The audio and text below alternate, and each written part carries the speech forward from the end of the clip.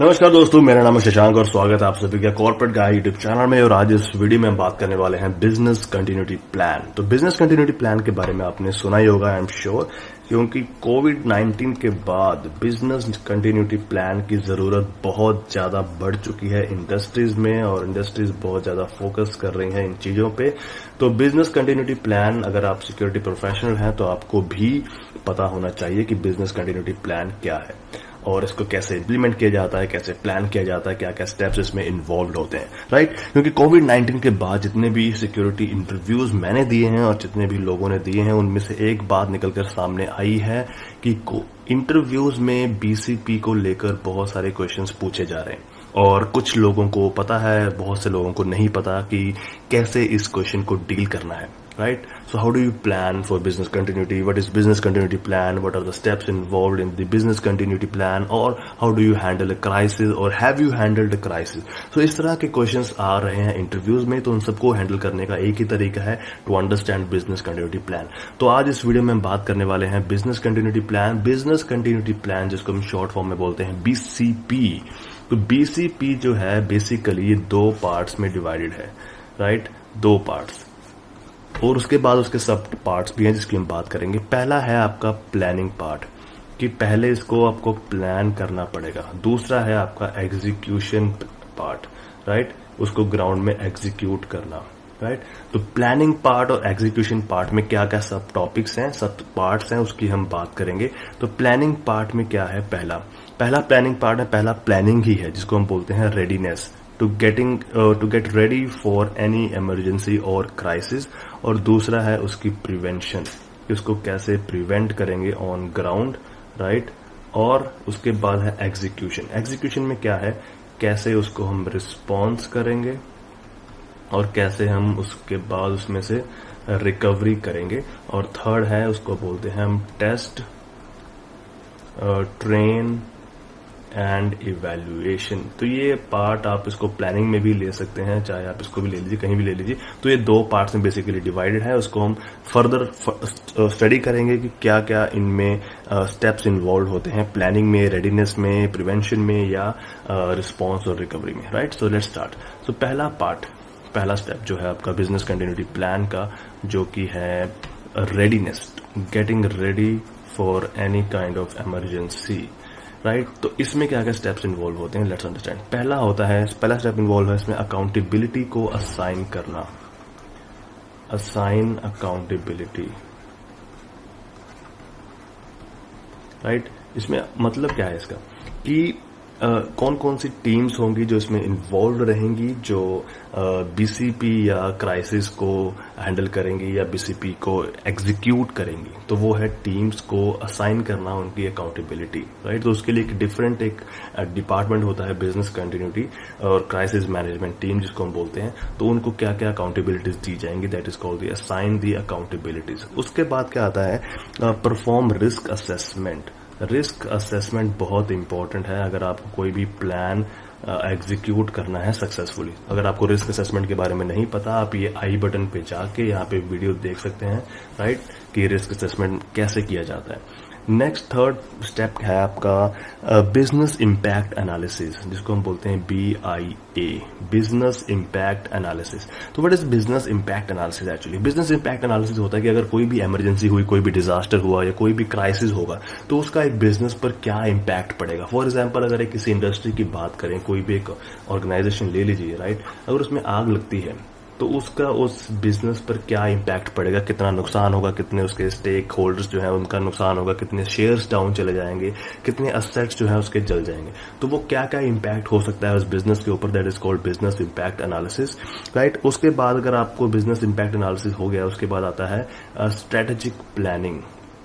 Strategic planning कि कैसे हम इन इम्पैक्ट्स को कम कर सकते हैं विद द प्लान। तो that is called strategic planning, right. उसके बाद फाइनल स्टेप होता है क्राइसिस टीम फॉर्मेशन।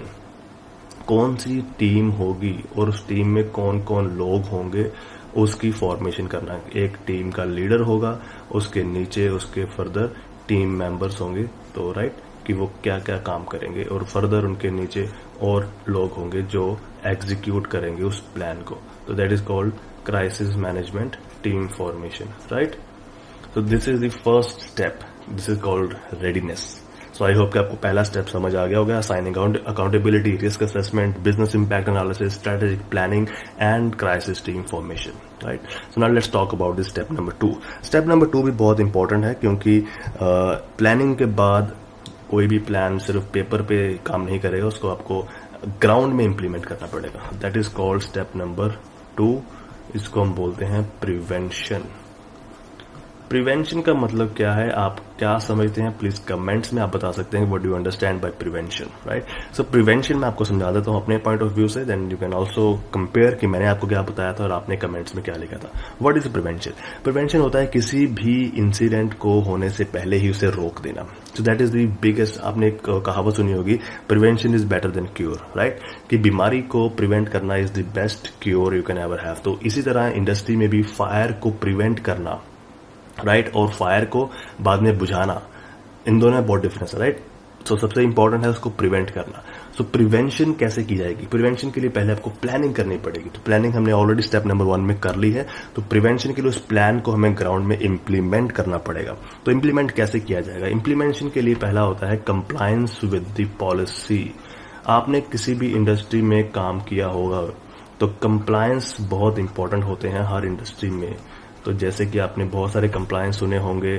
OSAS होता है, ऑक्यूपेशनल सेफ्टी, राइट? उसके बाद आपका इन्वायरमेंटल कंप्लायंस होते हैं, राइट?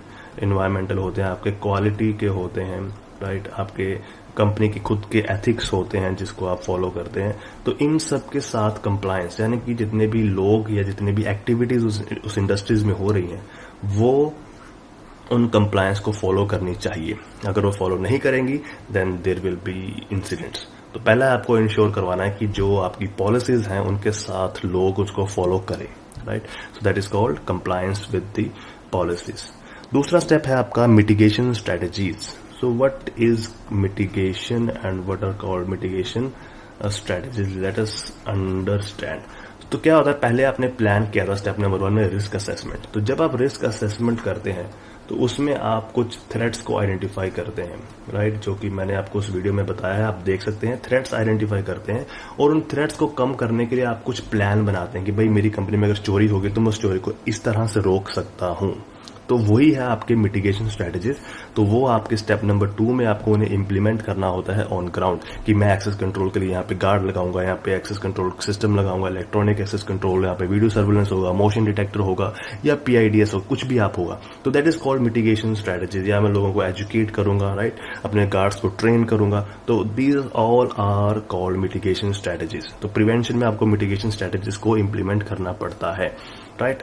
नंबर 3 होता है अवॉइडेंस. पहले होता है कोई भी इंसिडेंट को डील करने से बेटर है उसको अवॉइड करना. तो अवॉइडेंस बहुत इंपॉर्टेंट है. कैसे अवॉइड करोगे आप? मिटिगेशन स्ट्रेटेजीज को इंप्लीमेंट करके, राइट? दूसरा डेटरेंस. अगर कोई करने की कोशिश करे तो उसके मन में डर हो पहले, साइकोलॉजिकल डेटरेंस, राइट?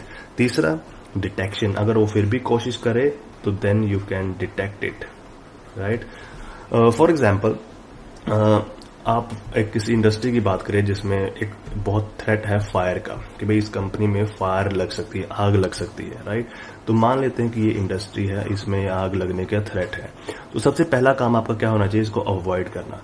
तो अवॉइड आप कैसे करोगे? By following the safety policies, fire policies, right? जो भी आपकी हैं हाई राइज बिल्डिंग की जो भी पॉलिसीज है उनको फॉलो करेंगे, एक अच्छा डिजाइन इंप्लीमेंट करेंगे, अच्छी बिल्डिंग बनाएंगे. That is how you can avoid fires in your building, right? दूसरा deterrence.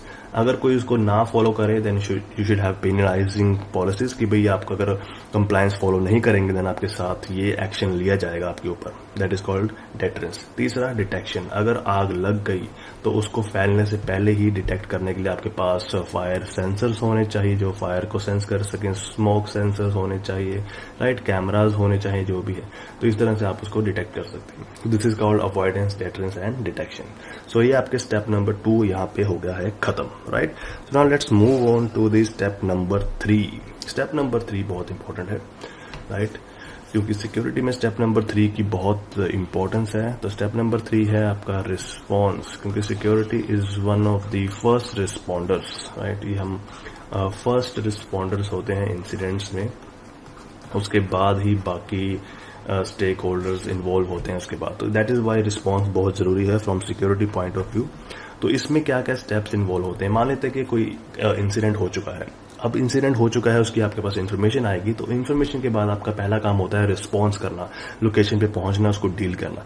So that is called the response. तो रिस्पॉन्स में क्या होता है, आपको आइडेंटिफाई करना होता है कि भाई ये इंसिडेंट क्या चीज है, व्हाट इज दिस इंसिडेंट, क्या ये बढ़ सकता है, फायर का इंसिडेंट है, किसी को चोट लगी है, कोई सेफ्टी इंसिडेंट कुछ भी है, तो आइडेंटिफाई करना पड़ता है आपको, राइट। उसके बाद आपको टीम्स को नोटिफाई करना पड़ता है। आप पे जाएंगे, देन आप आइडेंटिफाई करेंगे, देन आप अपनी टीम्स को नोटिफाई करेंगे कि भाई ऐसा ऐसा इंसिडेंट है, ये इतना उसकी पोटेंशियल है, इतना नुकसान हो सकता है, I need more man power, right. That is called notifying the teams.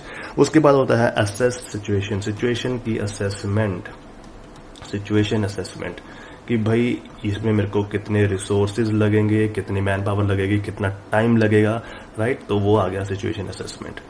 उसके बाद आपका डिक्लेयर क्राइसिस, अगर वो क्राइसिस है तो उसको डिक्लेयर करना पड़ेगा कि भाई this is a crisis, right. इसमें हमें, क्योंकि डिक्लेयर जब तक आप नहीं करेंगे तब तक आप क्राइसिस मैनेजमेंट प्लान को इंप्लीमेंट नहीं कर पाएंगे। That is called business continuity plan, right. तो आपको क्राइसिस को डिक्लेयर करना पड़ेगा, देन आपको उस प्लान को एग्जीक्यूट करना पड़ेगा जो भी आपने बना रखा है उस क्राइसिस को डील करने के लिए, राइट। नेक्स्ट है आपके पास कम्युनिकेशन। अब कम्युनिकेशन बहुत इंपॉर्टेंट है, क्योंकि जब आप क्राइसिस डिक्लेयर करते हैं तो आपको उन सभी स्टेक होल्डर्स को इन्फॉर्म करना पड़ता है जो कि उस क्राइसिस से इम्पैक्ट हो सकते हैं। आपको एम्प्लॉयज को इन्फॉर्म करना पड़ेगा, आपको नियर बाय इंडस्ट्रीज को इन्फॉर्म करना पड़ेगा, राइट। एम्प्लॉयज हो गया, नियर बाय इंडस्ट्रीज हो गई, एम्प्लॉयज की फैमिलीज हो गई, राइट, मीडिया हो गया, राइट। तो ये सब आपको इन्फॉर्म करना पड़ेगा, कम्युनिकेशन करना पड़ेगा, राइट। उसके बाद फाइनल स्टेप है रिसोर्स मैनेजमेंट। उसके बाद जो भी आपके पास रिसोर्स आ रहे हैं उनका सही से मैनेजमेंट करना, उनको सही से यूज करना, ताकि आपको रिसोर्स स्कार्सिटी, रिसोर्स की कमी ना हो। सो ये था step number 3। So now let's move on to the step number 4। Step number 4 भी इम्पोर्टेंट है, क्योंकि अगर आप उसको इम्प्लीमेंट नहीं करेंगे उसके बाद आप अपने बिजनेस को स्टार्ट नहीं कर पाएंगे। तो व्हाट इज स्टेप नंबर 4? इसको समझने के लिए बात करते हैं, इसको हम बोलते हैं रिकवरी एंड रिजम्पशन। मतलब कि आपने अभी नुकसान हो गया है, उसमें से कितना आप रिकवर कर सकते हैं। एक इंडस्ट्री में आग लग गई, राइट, आग लगी, उस आग को फायर टेंडर्स ने बुझा दिया, राइट, फायर टेंडर्स ने आके बुझा दिया, अभी आग बिल्कुल कम है। तो आपका जो 4th स्टेप होगा वो क्या होगा, एक टीम जाएगी वहां पे, वो उस डैमेज को असेसमेंट करेगी कि कितना नुकसान हुआ है। तो पहला स्टेप इसमें क्या है, डैमेज असेसमेंट, कि कितना नुकसान हो चुका है भाई। ओके, मेरी बिल्डिंग जल गई है, मेरे सारे एसेट्स जल गए, मेरे डॉक्यूमेंट्स जल गए, तो वो सारा डैमेज असेसमेंट किया जाएगा, राइट। उसके बाद क्या होगा कि आप उसमें से क्रिटिकल इक्विपमेंट्स, क्रिटिकल फंक्शंस क्या है उस बिल्डिंग के, उसको आप फिर से रिज्यूम करेंगे ताकि आप अपने बिजनेस को रन कर सके। एंड फाइनली आप अपने बिजनेस को नॉर्मल एज यूजुअल जो पहले था उस फॉर्म में लेके आएंगे। तो ये क्या था, ये था आपका फाइनल रिकवरी एंड रिजम्पशन। तो कोविड-19 की अगर एग्जांपल लेके समझें तो कोविड-19 में पहले क्या हुआ था, पहले कोविड-19 हुआ, उसके बाद पूरे देश में लॉकडाउन लग गया, उसके बाद डैमेज असेसमेंट किया गया कि भाई हमारी ये इंडस्ट्रीज बंद हैं, हमारा जीडीपी डाउन चला गया है, राइट, लोगों में अनएम्प्लॉयमेंट है, राइट, और हमारे जो रिसोर्सेज हैं वो कम पड़ रहे हैं। तो ये सारा डैमेज असेसमेंट हुआ। उसके बाद क्या किया गया, उसके बाद कुछ क्रिटिकल फंक्शंस को रिज्यूम किया गया, राइट, कि चलो इसेंशियल सर्विसेज को कंटिन्यू करते हैं। तो इसेंशियल सर्विसेज को कंटिन्यू किया गया। तो ये था आपका रिज्यूम, जो मैंने आपको बोला था, रिज्यूम क्रिटिकल इक्विपमेंट्स, तो इसेंशियल सर्विसेज। उसके बाद क्या किया, धीरे धीरे लॉकडाउन को कम किया गया और अपनी जो एक्टिविटीज तो एज यूजुअल शुरू होगी फिर से। तो एज यूजुअल जिसको हम बोलते हैं नॉर्मल, राइट, तो नॉर्मल फंक्शंस हम उसको रिज्यूम कर दिया। तो this is called step number 4, recovery and resumptions. Okay, तो final step, step number 5। So let's see क्या है स्टेप नंबर 5। स्टेप नंबर 5 बहुत ही इजी है समझने में। इसमें हम यूज करते हैं टेस्ट, ट्रेन एंड इवैल्यूएट। आपने मॉक ड्रिल्स का नाम सुना होगा, तो मॉक ड्रिल्स यही काम करती हैं, क्योंकि जब भी आप कोई प्लान बनाते हैं, राइट, आपने एक प्लान बनाया है कि फायर के साथ कैसे डील करना है, फायर प्लान, राइट, तो उस फायर प्लान को टेस्ट करने के लिए आप एक मॉक ड्रिल कंडक्ट करेंगे, राइट। यहाँ पे एक पर्सन होगा ये करेगा mock drill, right, mock drill conduct करेगा।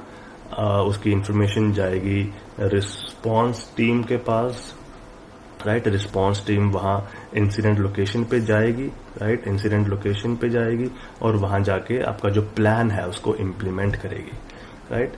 तो प्लान इम्प्लीमेंट करने के बाद क्या होगा, आप उसको टेस्ट करेंगे कि भाई जो हमने प्लान बनाया था वो एक्चुअली ग्राउंड में काम करता भी है कि नहीं। तो पहला क्या हो गया, टेस्टिंग ऑफ प्लान। फिर आप क्या करेंगे, लोगों को एजुकेट करेंगे कि भाई ये प्लान था, इसको हमने इस तरह से इम्प्लीमेंट किया था और ये उसमें कमियां थी, जिसको हम बोलते हैं इवैल्यूएशन। तो उन इवैल्यूएशंस के बाद हम क्या करेंगे, फिर से अपने प्लान को रिफॉर्म करेंगे, रिवाइज करेंगे और जो कमियां थी उनको पूरा करके फिर से टेस्ट करेंगे। तो ये जो टेस्ट, ट्रेन एंड इवैल्यूएट है, ये कुछ इस तरह से चलता है, राइट। आपने प्लान बनाया, राइट, आपने उसको टेस्ट किया, फिर आपने उसको इवैल्यूएट किया और फिर से आपने प्लान बनाया। तो ये plan test evaluation, plan test evaluation चलता रहता है, राइट, एक सर्कल में।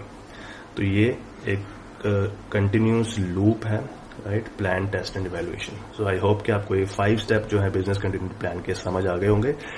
सो I hope, let me just again recap it कि हमने क्या अभी समझा था यहाँ पे।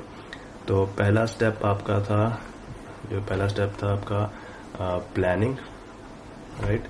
दूसरा था आपका प्रिवेंशन, तीसरा था आपका रिस्पॉन्स और फोर्थ था आपका रिकवरी और फिफ्थ था आपका टेस्ट, ट्रेन एंड इवैल्यूएशन। तो ये थे आपके 5 step, 1 2 3 4 and 5। So I hope कि अब ये वीडियो देखने के बाद आप इंटरव्यूज में बीसीपी को अच्छे से डिफाइन कर पाएंगे, एक्सप्लेन कर पाएंगे। So thank you very much for watching this video and don't forget to like, share and subscribe. Thank you very much.